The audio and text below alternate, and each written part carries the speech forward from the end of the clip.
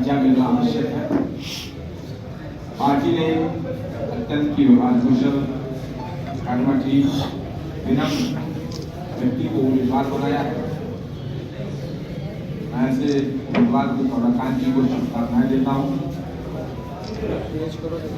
जिन लोगों को, जिन सम्मानित अध्यक्ष को पार्टी ने जिम्मेदारी दी है, यहाँ पे हमारी हम सभी के मार्गदर्शन में इलाके की सहित वरिष्ठ लीडर तय करेंगे। जो जिम्मेदारी मिलेगी निश्चित रूप से पूरी दृढ़ता उसका पालन करते हुए सभी सम्मानित मतदाताओं से आग्रह करते हुए, अपील करते हुए, उनको अपनी पार्टी के साथ जोड़ते हुए हम सभी का प्रयास होगा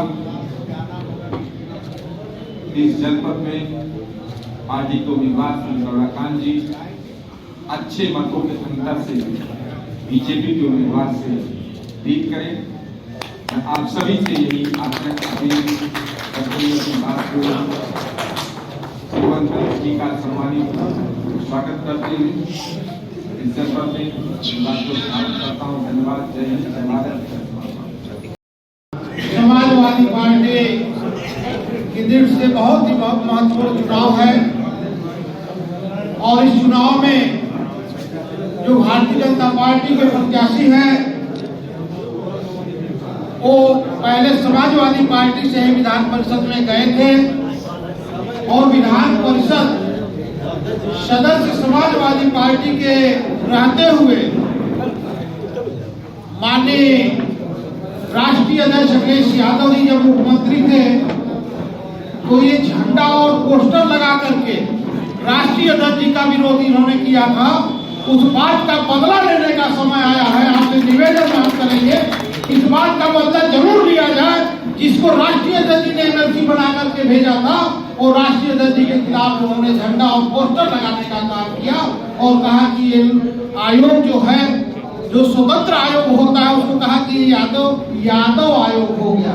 किसने कहा था? ये देवेंद्र जी ने कहा था, जो उस समय समाजवादी पार्टी से व्यक्ति हुआ।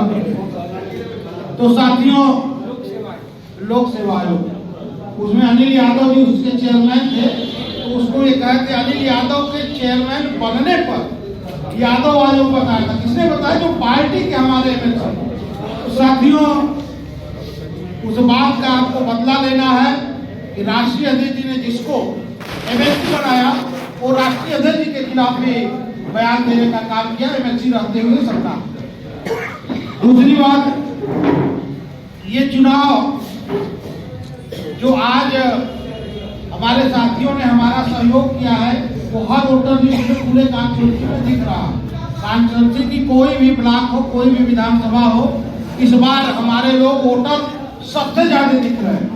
दिख रहा है कि नहीं दिख रहा है? पहले से ज्यादा हुए हैं कि नहीं हुए? पहले की वोटर लिस्ट से इस बार हमारे लोग कई गुना संख्या में ज्यादा वोटर बने या नहीं बने? तो साथियों, अब उन वोटरों को बूथ तक ले जाने की जिम्मेदारी निश्चित तौर से आपके कंधे पे है, क्योंकि ये 94 विधानसभाओं का क्षेत्र है। उत्तर प्रदेश का सबसे बड़ी कॉन्स्टिट्यूंसी गोरखपुर फैजाबाद है, जिसमें 94 विधानसभा है, 17 जिले आते हैं। 1/4 उत्तर प्रदेश का 1/4 भाग है। कोई एक प्रत्याशी इस चुनाव को नहीं लड़ सकता जब तक आप सभी लोग करुणाकांत मौर्य बनकर के चुनाव नहीं लड़ेंगे, समाजवादी पार्टी का कैंडिडेट बनकर के चुनाव नहीं लड़ेंगे, तो इस चुनाव को कोई भी अकेला नहीं लड़ सकता। कहीं प्रत्याशी एक जिले में एक दिन के लिए आए तो फिर 17 दिन बाद उसका नंबर आता है तो काफी दूरी बन जाती है।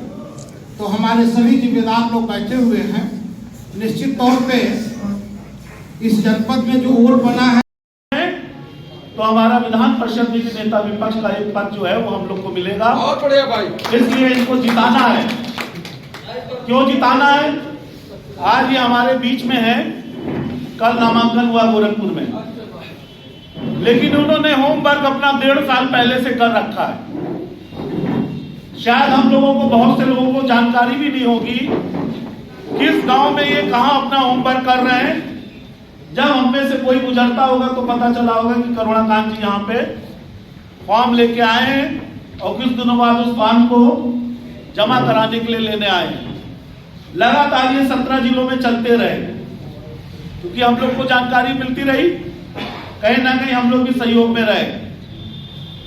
और उस व्यक्ति से चुनाव है जिसको पता नहीं उसकी कल पार्टी कौन सी होगी। कभी वो समाजवादी हो जाता है, कभी जो है वो भाजपा का हो जाता है, कभी वो बाबा वाला हो जाता है। और देख लेना, एक दिन आएगा यही चरणों में ही पड़ा होगा। ये भी समय आएगा एक दिन कि वो आएगा, आपके पास आएगा। और रहा अभी करुणाकांत साहब ने कहा कि ऐसी ऐसी बातें उसने बोली जो कि बोलना नहीं चाहिए उसको। आयोग को यादव आयोग के नाम से जाना जा रहा था। और ये पत्रकार बंधु हैं, ये जरा लिखे इस समय कौन सा आयोग चल रहा है, जरा ये भी लिखना चाहिए। इस समय कौन सा लोक सेवा आयोग किस नाम से जाना जा रहा है, किस बिरादरी के नाम से जाना जा रहा है। ज्यादा वहां इलाहाबाद जाने की क्या जरूरत है, प्रयागराज, गोरखपुर का हाल देख लो, विश्वविद्यालय का। हमेशा हर 2 से 3 महीने की लिस्ट देख लो कौन सा आयोग चल रहा है। लेकिन सही है, इन लोगों ने हम लोगों को रास्ता बता दिया कि कैसे रास्ता हमको भविष्य में तय करना है। समय आएगा हम लोग बताएंगे कैसा आयोग होगा। भाई अभी इस समय हम लोग का एक ऐसा मौका है कि उत्तर प्रदेश विधान परिषद में हम अपना आदमी भेजें और करुणाकांत जी जीतेंगे, क्योंकि ये कैडर के लोग हैं। इन्होंने कहां काम करना है, ये कैडर पे इन्होंने काम किया है। अगर हम लोग सब लोग एक यूनाइट होके केवल एक पन्ना है, और हमारा तो संगठन हर गांव में बना हुआ है, हर ब्लॉक में बना है। हमारी अगर बूथ कमेटी चाह लेगी उस गांव की, तो 10, 15, 20 वोट अगर उस गांव का है, सम्मान उनको जे ले जाकर के अपना वोट डलवा लेंगे। यहां सब जिम्मेदार लोग बैठे हुए।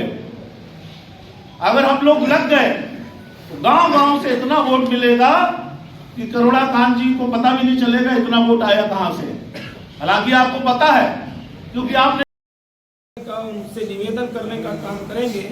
तो मेरा ऐसा मानना है कि निश्चित तौर से साथियों 2 फरवरी को एमएलसी का चुनाव जिता करके विधान परिषद के नेता की कुर्सी पर समाजवादी पार्टी के साथी को प्राइवेट सेक्टर दे रहे हैं, प्राइवेट सेक्टर में आरक्षण खत्म कर दे रहे हैं बिल्कुल। इसीलिए जो है सरकारी विभागों को प्राइवेट सेक्टर में दे रहे हैं, जिससे गरीब, कमजोर, पिछड़े, दलित, अल्पसंख्यकों को रोजगार न मिले। इसके बावजूद कहीं ना कहीं इनकी जो उसमें साजिश है। इसके बावजूद भी हारे जा रहे हैं। कौन आ रहा है? समाजवादी पार्टी। अरे पूरे देश में अभी उपचुनाव हुआ, 9 प्रदेशों में हुआ, खासतौर से यूपी में हुआ। समाजवादी पार्टी जीती है, बीजेपी तो हारी गई है। आप बताओ, मैनपुरी में 6.5 लाख वोट पाए, 2.25 लाख वोटों के अंतर से जीते हम लोग मार्जिन से। खतौली भाजपा की सीट हम लोग ने जीत लिया।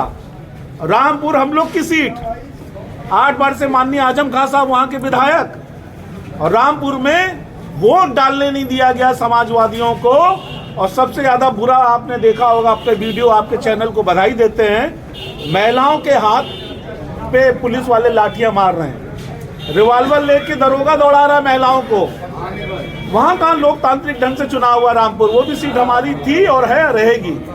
भाजपा की उल्टी गिनती शुरू हो गई। 24 में देखिए देश से और प्रदेश से चले जाएंगे सब।